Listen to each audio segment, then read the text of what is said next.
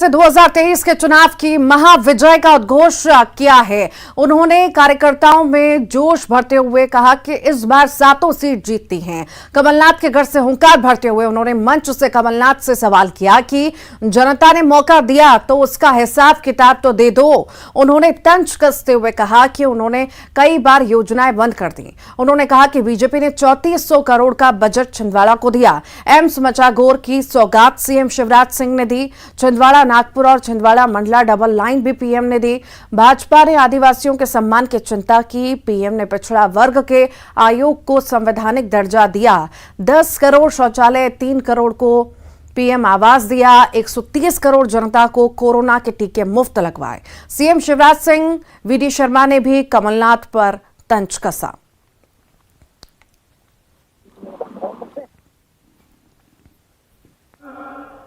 जंगल और जमीन के लिए अंग्रेजों के खिलाफ थका देने वाली लड़ाई लड़े हुए श्री बादल भोई और छिंदवाड़ा क्षेत्र के सभी स्वतंत्र सेनानियों को मैं भी प्रणाम करता हूं।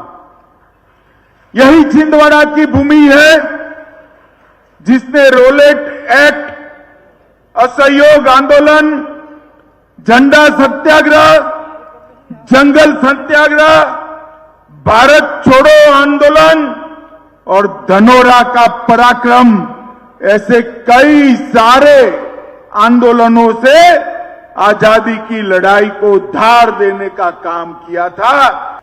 जब आप लोगों ने 2/3 बहुमत से मोदी जी को जिताया तो मोदी जी ने ओबीसी समाज को अदर बैकवर्ड क्लास के कमीशन को संवैधानिक दर्जा देकर पिछड़ा समाज के सम्मान की नींव डालने का काम किया।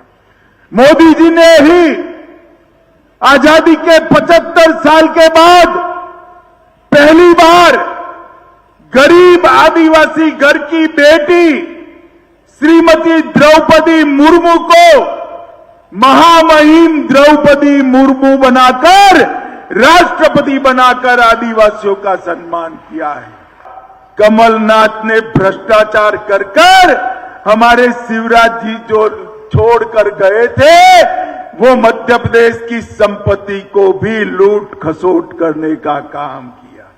कल्हान कॉम्प्लेक्स बांध में सैकड़ों करोड़ रुपया कोई प्रक्रिया के बगैर एडवांस पेमेंट कर दिया।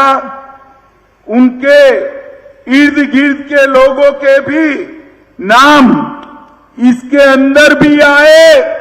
अगस्ता वेस्टलैंड के गोटले घपले घोटाले में भी आए। एक कांग्रेस पार्टी आजादी से अब तक धारा 370 को लटकाती थी, भटकाती थी, अटकाती थी, नहीं हटाती थी। मोदी जी ने एक दिन 5 अगस्त 2019 को संसद में एक बिल लाकर धारा 370 को समाप्त कर दिया।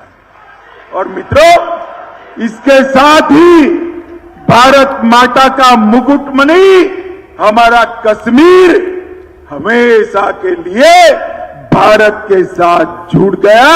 ये नरेंद्र मोदी ही कर सकते हैं।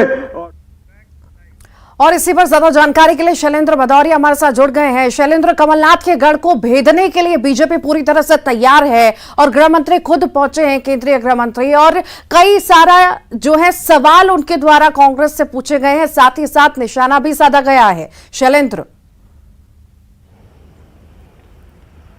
बिल्कुल ऋतु, आपने ठीक कहा। सबसे अधिक अगर निशाना साधा गया तो कमलनाथ पर साधा गया, क्योंकि छिंदवाड़ा में वो थे और ऐसे में जिस तरीके से उन्होंने तमाम जो बातें कही कि 15 महीने में जो सरकार यहाँ के लोगों ने कमलनाथ को बनाकर दी थी वो एक बहुत बड़ी गलती थी, क्योंकि उस दौरान कमलनाथ ने तमाम वादे छिंदवाड़ा के विकास के लिए किए थे, लेकिन उन्होंने सीधे जनता से पूछा कि क्या उन वादों में से कोई एक वादा भी पूरा हुआ। उन्होंने इतना ही नहीं, उन्होंने साफ तौर पर कहा कि नई योजना तो उन्होंने अपने पूरे कार्यकाल में शुरू नहीं की, बल्कि शिवराज सरकार की जो योजनाएं चल रही थी उनको भी बंद करने का काम किया है। चूंकि ये इलाका आदिवासी और दलित बाहुल्य इलाका, और यही कारण है कि उन्होंने अपने संबोधन में इस बात का जिक्र किया कि दलित और ओबीसी हो या फिर जो अनुसूचित जनजाति वर्ग है उसके उत्थान के लिए बीजेपी ने हमेशा से ही काम किया है। कांग्रेस केवल सरकार में आने के लिए झूठे वादे करती है, वोटर्स को लुभाने का काम करती है, लेकिन जब सरकार में आती है तो उनके लिए कोई काम नहीं करती। और इसके साथ ही उन्होंने जनता से आह्वान किया है कि यदि आपको विकास की दौड़ में और तेज दौड़ना है,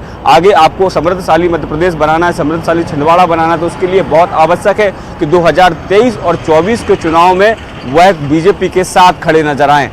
तो इस न केवल मध्य प्रदेश के कई मुद्दों पर बात की उन्होंने, बल्कि केंद्रीय मुद्दों पर भी कई वो मुखर होकर बोले, चाहे वह कश्मीर से धारा 370 हटाने का मामला हो, ट्रिपल तलाक का मामला हो। तो ये तमाम जो मुद्दे थे जिनको लेकर उन्होंने अपनी न केवल उपलब्धियां गिनाई, बल्कि 15 महीने की कमलनाथ सरकार या लंबे समय से कमलनाथ यहाँ से खुद सांसद रहे हैं, उसके बाद अब उनके बेटे यहाँ सांसद, और ऐसे में उन्होंने कहा कि जो योजनाएं केंद्र और राज्य सरकार की थी उसकी बदौलत यहाँ पर जो विकास का दिखता है वो उसकी बदौलत है। लेकिन कमलनाथ जी जनता से झूठ बोलते हैं और कहते हैं कि उनके द्वारा ये विकास किया गया है। वो ये बताएं कि आखिर किस योजना के तहत, किस मद के तहत उन्होंने ये विकास किया, जबकि ये असली विकास जो है वो बीजेपी का विकास है। और यही कारण उन्होंने कहा कि आने वाले 23 और 24 के लिए उन्होंने जनता से बीजेपी का साथ देने का आह्वान किया है। जी बहुत